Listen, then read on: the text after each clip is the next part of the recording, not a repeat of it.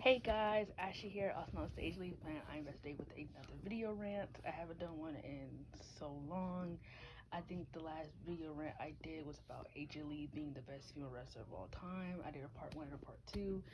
So I'm back here today to rank some movies. Actually, I have been watching a lot of Al Capone's movies lately. Now, I always knew who he was. I just never really seen any of his stuff, but I always knew that he was like one of the top actors because I've always watched. I like Robert De Niro's films. I like some of his movies, but I never really got into Al Capone until like now in my life, and I probably should be locked up for saying that because pretty much everybody in the world watches his stuff except for me at that time until now. But yeah, so today I'm gonna be ranking his 70s era. I'm probably gonna be doing this for his 80s and 90s too, and like his mid 2000s. But there's still some movies that I have not seen yet from him. Really, in his 90s era, I haven't really seen. But majority of his, I've seen all of his movies from the 80s already. So, child, that is gonna be a hard list to rank because like they kind of all the movies suck except for Scarface. Scarface is the only movie from the 80s that I actually loved. So we'll see. We'll see where I put the other ones at. We'll see. But this is about his 70s era. He pretty much did like a whole bunch of films in the 70s, and I'm just gonna rank them from worst to best because I really, from what I've been watching from him, he is without a doubt a great actor, or he used to be. uh not even used to be. He was a great act. He is a great actor. The way that he's able to embody and give his characters nuance and things like that, personality and characteristics to things that make you root for the character to see him as an antagonist or protagonist. It's just really good stuff. So yeah, I would definitely say from what I watched, he definitely just became one of my on the list for one of my favorite actors. So yeah, let's get to this ranking. He did 8 movies in the 70s, so I'm gonna rank them from worst to best. Starting at for number 8 is Bobby Deerfield. This movie sucks. I do not know why Al Capone agreed to do this movie. This movie is so dull, so boring, and so unromantic. This movie reminds me if Walk to Remember was written like this. Like this movie really honestly reminds me of Walk to Remember. I don't know why. I think it's because the fact that he met this girl and that they just fall in love and then out of nowhere she's sick. But unlike Walk to Remember, it's actually like romantic and it's actually like you care for the two characters. I can't speak for everybody, but I know I damn sure cared about Jamie and Lena's relationship. As for Al Capone's character and the girl, I can't remember the girl's name. I think her name was Melanina or whatever the hell it is, Linda, whatever the fuck. They have zero chemistry. They have the chemistry of Blair and Dan from Gossip Girl. They have that, like, just zero, plain, nothing cosmetic, nothing magnetic, nothing electrifying, just nothing. There's nothing about them that screams chemistry.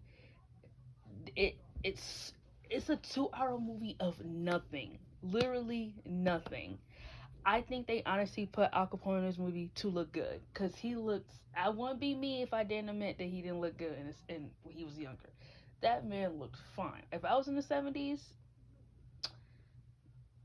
never gonna say what I would do. Keep it a PG here, but he honestly, I really feel like they put him into movies to just sexualize him. Like literally, most of his shots is like close ups of him in the bath or like him doing something sexy. This, I don't even know why Al Capone agreed to do this. Like he took a break after Godfather 2 to come back and do this movie. Like I just don't understand why he agreed to do this. Like this movie was 2 hours of nothing, of nothing. It was just 2 hours of nothing. I'm done. Cut number 7 is Scarecrow. This movie is another one that I had no idea why he decided to do. Like you will honestly forget this is a movie in his 70s, along with Bobby Deerfield. Both of these movies can go together. Honestly, they're both boring and just really not interesting. Like he doesn't really play an interesting character. Like it's just a boring plot. The pacing is just making it even more boring because it's never getting anywhere. So yeah, all these movies really could go together, but I honestly think Bobby Durfield is the worst movie he played in the 70s. If I haven't made it already clear, that is the worst 70s, the worst movie he played in the 70s. Period.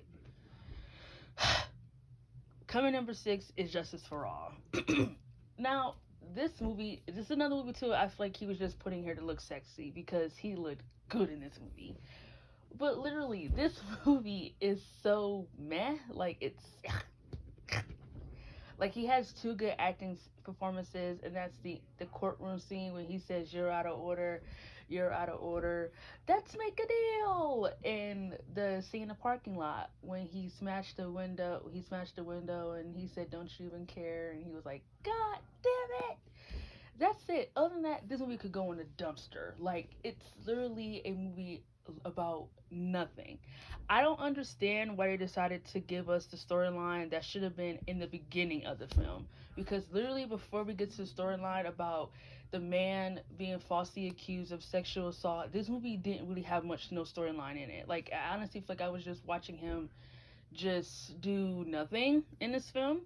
So this is another film too that you could. I just feel like, why did he agree to do this? Like, why did he agree to do this? This movie did the pacing just didn't balance well. Like the first half was nothing, and then the second half decided to be about the man that he has to defend in court. But it's like that storyline felt so rushed because it didn't. That storyline didn't happen until like in the middle of the film. So it just makes like it was just rushed.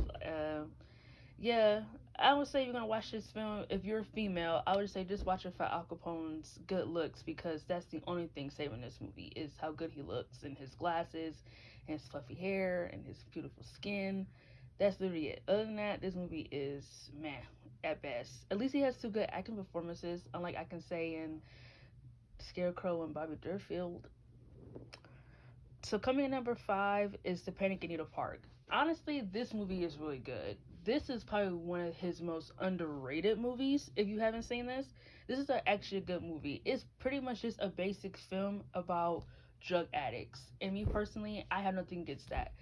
This movie reminds me a lot of Candy with Heath Ledger in it, and like it's just I honestly can spot the resemblance in this film when I look at them when I watch the movie Candy. If you ever seen that, it's just so much similarities in this film, so much similarities. uh Him and the girl that play Helen, they actually have chemistry. It's crazy. They act just like Candy, even though they're not good for each other because of the drugs make them not good for each other. But it's like they have so much chemistry. You want to see them work it out.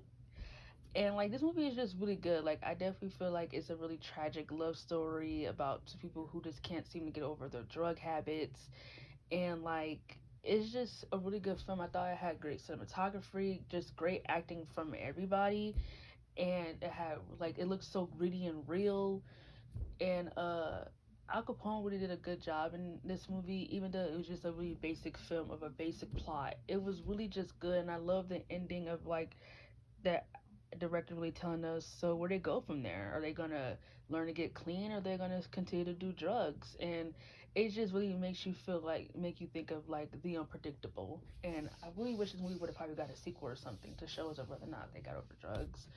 But like this movie is actually really good. Like really, really good. Like I said, you might some people might get bored with it because it's just a basic film, but actually the pacing is well directed. It's a 1 hour film, and you actually know what's going on. Unlike Scarecrow, Bobby Durfield, and Justice for All, this movie actually has a storyline. It actually has a storyline. So there you go. That's why I'm putting at number five because I feel like this movie was actually really good. Like I always watch this movie back to back. I just love it. Okay, so coming number four is Serpico. This movie is amazing. I absolutely love this movie. Al Capone ate it up in this film. He ate it up. This is a movie about Frank Serpico based on the real police officer. with him dealing with a corrupt system of detectives and police officers who take bribes from criminals to keep the criminals out of prison and jail, and he just doesn't feel comfortable with taking money away from the people who from criminals and everything like that. So we pretty much just watched his story from how he was younger and how he became at the very end when he left the department, and pretty much how his obsession with making things better really drew people away from him. His two girlfriends and things like that. He stopped being a police officer because it just stopped being what he believed in, what cops should be doing, which is protect and serve. But these cops aren't doing that. So I honestly thought this movie was just really good. It had great pacing. It's 2 hours. You will never get bored. Every scene is important.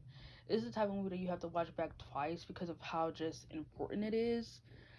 So yeah, I thought he did a great job in this film. He kind of plays like a hippie type cop and everything. He looked good in this movie too. Like he with that beard, mm, he looked good.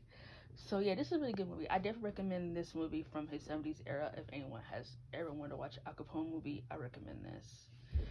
Coming number three is Dog Day Afternoon. I absolutely love this movie. I prefer this movie over Serpico. That's why it's at number three. I prefer it over Serpico. It's just a really great film. I honestly think Al Capone did a great job in this movie. Like I'm gonna keep saying he does a great job because it's just he had an outstanding performance. Everything about this movie is great. It's a 2 hour film. The pacing is well directed. You get great character work. You get great shots, great cinematography. It's just really good. The dialogue is great. Everything. This movie is so good. I love the ending. I love the beginning of the film. It like it just feels if the beginning feels like it's like funny and like they filled out the heist, and then once you get towards the middle of the film, you get to know more about Sonny as a character, and then like he's really like you kind of feel bad for him and everything like that. Like he's not comfortable with his sexuality yet. He's not really happy with his wife. He's not really happy with his home life. Uh, not really happy with himself. He's not really content with himself. He decides to rob a bank to for a good cause. He didn't do it to hurt anybody or anything like that. His heart was in the right place for stealing the money, but it just didn't go well as planned. So, like this movie is just really good, and I love the ending with him pretty much just like his eyes, like it was just no dialogue. It was really just his eyes analyzing everything, how maybe he could have done all this differently. I especially like the part where he's watching all the hostages hug each other and realize that they're all going home to something, and he's not going home to anything. He's going to spend life in prison, and his friend got shot. Like it's really just a really good movie. I absolutely love it. My favorite scene is the phone scene. I love the phone scene. The phone scene. I love the ending, and I love the Attica scene, and I love the opener. So yeah, so yeah. If I had to say my favorite scenes from not each film, but at Panic in the Park, my favorite part is where he finds out that Helen was prostituting herself for heroin, and he said, I was gonna marry you. I was gonna marry a whore." I like that scene. I like the scene where he took her, where pretty much everybody was like shooting up, and like it looked so real, like it looked like real. I like the ending, like towards the ending where he gets caught and he calls her a cunt and everything. I thought that was a good scene too. Like I said, the shots were just really gritty and real. My favorite scene of Justice for All is the parking lot scene when he said, "God damn it!" I like that scene. In Serpico, oh my God, there's so many. I like the scene when he was telling his wife, girlfriend, that everyone is just so corrupted, no one gives a shit. Um,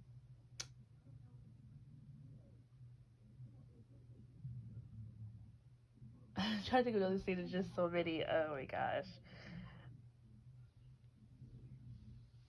I like to see in the that's the same thing though. I like to see in the department where he told the guy to come over here and empty his pockets. I like that scene too when he smashed the chair.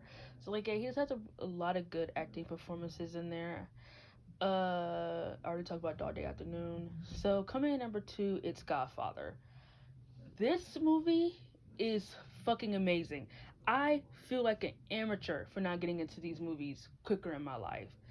I feel like an amateur. For the longest time, I always used to think these movies were boring. At 3 hours of nothing, 3 hours of boredom. They used to always be on TV, so I always knew what Godfather was. I just never watched them. I just was like, closing minded and be like, oh, that's 3 hours of boredom. These movies are awesome. The first movie is really good. Like, the first movie is a great movie about corruption and taking on the family duty when you have no other options. You kind of just gotta do what you gotta do. Pretty much like Michael Corleone pretty much sold his soul to protect the family and everything like that to become what he was. And like it's just a really good story about corruption and what do you do when you have no other options, and what are you going to become? Are you going to lose yourself? About power, respect, and loyalty. This is just a really good story about all of that. And it was just good. I thought everybody did a great. Now, I thought, you know what? Yes, I thought everybody did a great. I thought everybody in this movie played their parts well. Like there is no such thing as a bad performance in here. I thought everybody did a great job. But come on, the credit definitely has to go to Al Capone and Marlon Brando. They were the stars of the first film for me. Like, just really good. And coming in at number one as his best 70s movie is Godfather 2. I fucking love this movie. I watch it every day, every hour, every minute. I love this movie.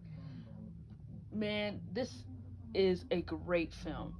Al Capone did an outstanding performance in Godfather 2 with his facial expressions, his nuance, and how much being the family Don has really changed him a lot. He doesn't care about his, well, I think he loves his kids and everything like that, but the business is more important than his family. Making sure that he has what he needs for his family is way more important than spending time with his family, is what I'll say. Everything everything. Oh my god, he did such a good job. The storyline with Fredo portraying him and him taking his brother's life. Oh my god, just great story. Just a great storyline and just great acting for everybody, especially Al Capone. He ate it up in this movie. Uh, just is all I have to say. I can't even say anything else about this movie besides it was just good. I absolutely love Godfather 2. My favorite scene in Godfather 2 is the scene where Kay told him that she had an abortion. I absolutely love that scene. It is great. Al Capone ate it up with his facial expressions. It was just voila. My favorite scene in probably in Godfather the first one is when it was his idea to kill Salazzo, when he said it's not personal, it's strictly business. The scene when he kills Salazzo in the cop, I can't remember his name, in the cop. The scene where he shot all the other dons, that was a good scene. Well, he didn't shoot them. He ordered it, but it was the baptizing scene. Oh my god, just so many good scenes. The ending when he became the Godfather and like the door shut on Kay, her not realizing who he's gonna become. Just this movie is just it was well both these movies were just well directed, well written, and like everything from the characters to the dialogue from the interactions, it just seemed real. So yep, there you go. These are my rankings for Al Capone's 70 movies ranked from worst to best. Tell me your ranking in down below, and look out for more. I might do his 80s and 90s movies, so look out for that. Thank you.